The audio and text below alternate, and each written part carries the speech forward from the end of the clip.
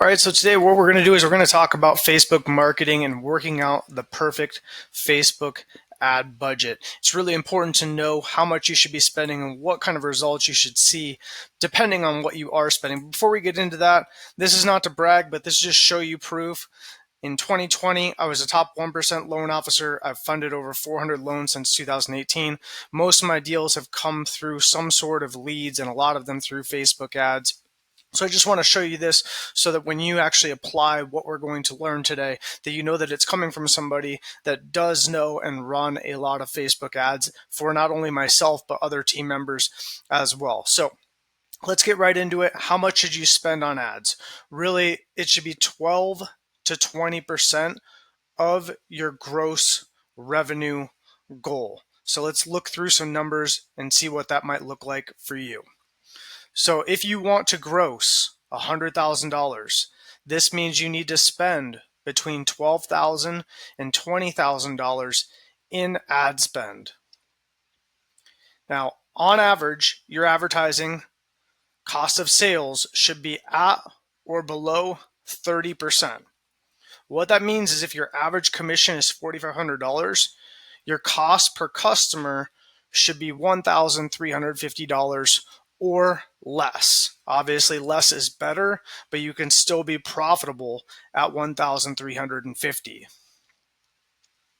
Now, the average cost per real estate lead on Facebook for lead gen campaign is around $12.43. This is coming from WordStream. I also do a lot of consulting and seeing tens of thousands of ads being generated through real estate Facebook ads, and they're going to range anywhere. I've seen them as low as a few dollars all the way up to $20, depending on how many questions that you ask, but this is a pretty good average overall. So what does this mean? Well, if your 30% advertising cost of sales, which is $1,350, divided by the average cost per real estate lead, $12.43, that equals that you would get 108 leads. This means at slightly less than 1%, you can still be profitable.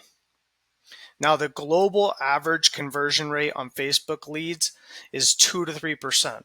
Now, I have a lot of different training on how to be able to get your conversions higher, but if you're just being able to follow up and you're knowledgeable on your topic, your area, what type of lead that you're talking to, then you should be able to be at least at 2 to 3%. Now, what is your average gross commission? You need to be able to figure that out, and you're going to take that and you're going to multiply that by 30%.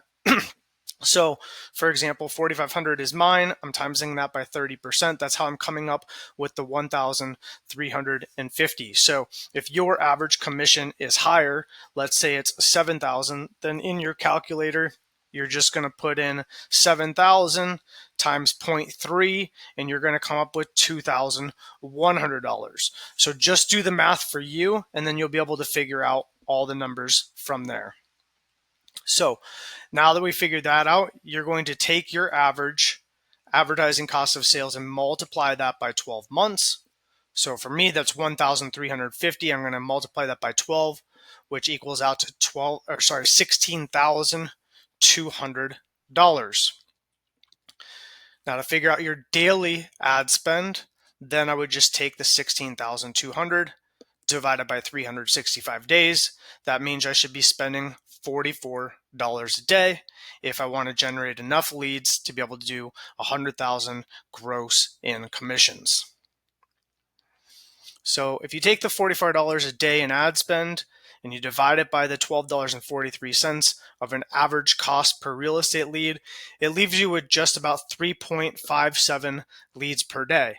Not a ton of leads, so this gives you an opportunity to be able to spend the time to be able to connect with these leads, not only just by calling them, texting them, and emailing them, but you can do video as well to be able to convert at a higher level. Now, obviously, as you're going along, you're going to be building more and more leads. You need to monitor your progress and track your metrics. So the things that you might be tracking might be connection rate. So how many leads do you actually speak to? how many of those leads actually turn into people that are actually going out there and looking at properties. And then when you're actually doing your tracking, then what you want to do is just make small tweaks and scale over time. If one ad is not particularly working, you want to change it, you want to change the ad images and those things.